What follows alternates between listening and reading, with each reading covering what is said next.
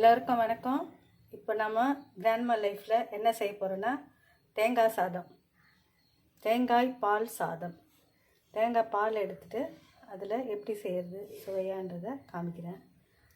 இதுக்கு ஒரு வெங்காயம் நீளமாக அரிந்தது, ஒரு தக்காளி பொடியாக அரிந்தது, கொத்தமல்லி சிறிதளவு, பச்சை மிளகாய் ஒரு 5, பூண்டு ஒரு 20-25 பல், சிறிதளவு இஞ்சி.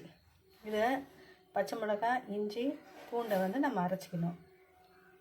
அதுக்கப்புறம் சோம்பு, பட்டை, கிராம்பு, பிரிந்தி இலை, தாளிக்க தேவையான அளவு,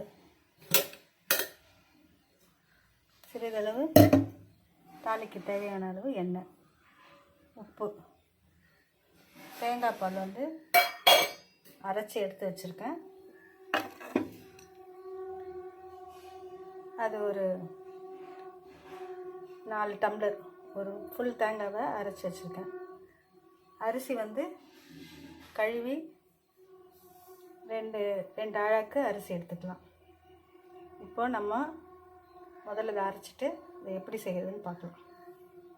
இப்போ பச்சை மிளகா, இஞ்சி, பூண்டு விழுத அரைச்சி எடுத்துகிட்டு வந்துச்சு. அரிசி கழுவி இருக்குது, தேங்காய் பால் எடுத்து வச்சுருக்கு. இப்போ செய்ய வேண்டியதுதான். அடுப்பில் ஒரு குக்கரை ஏற்றிக்கிறேன். அதில் காய்ஞ்ச உடனே அதில் தேவையான அளவு எண்ணெய் ஊற்றிக்கணும்.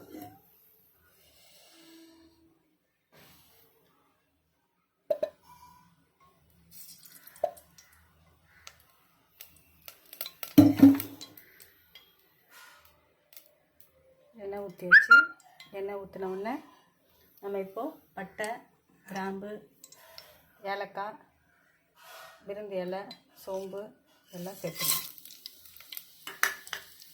இது பொரியட்டும்.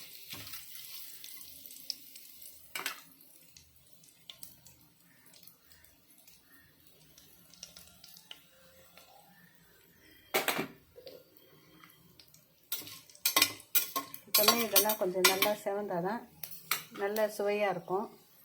அதனால் செவந்த உடனே வெங்காயம் போட்டுக்கலாம்.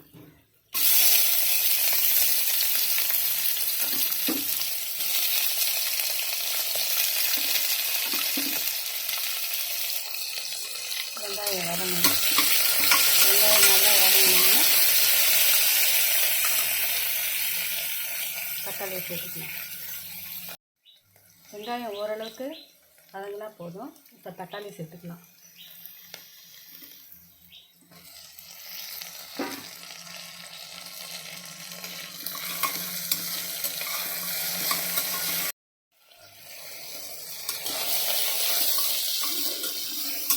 வெங்காயம் தக்காளி வதங்கிடுச்சு.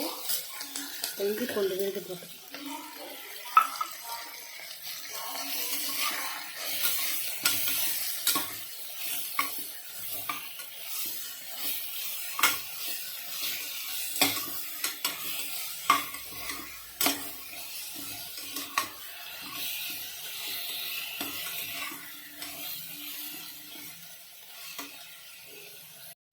இப்போ எல்லாம் வதங்கிடுச்சு. இப்போ அரிசியை சேர்த்துக்கலாம். இப்போ அரிசி சேர்த்தாச்சு. அரிசி சேர்த்த உடனே உப்பு சேர்த்துக்கலாம். உப்பு சேர்த்த உடனே நம்ம இப்போ தேங்காய் பால் சேர்த்துக்கலாம்.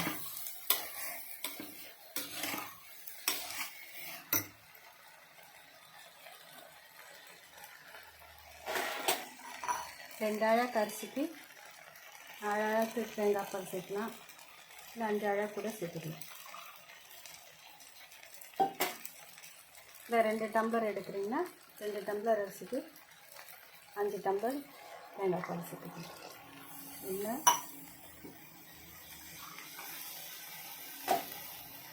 2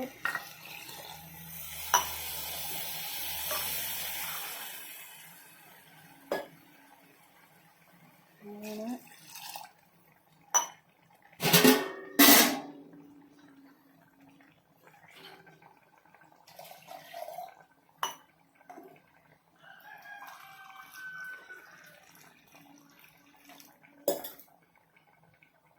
4 5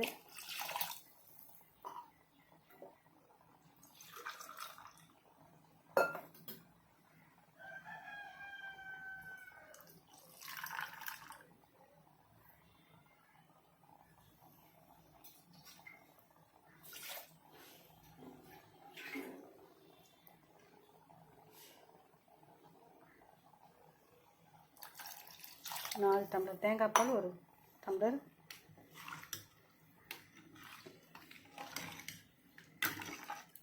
தண்ணி சேர்த்துருக்கேன்.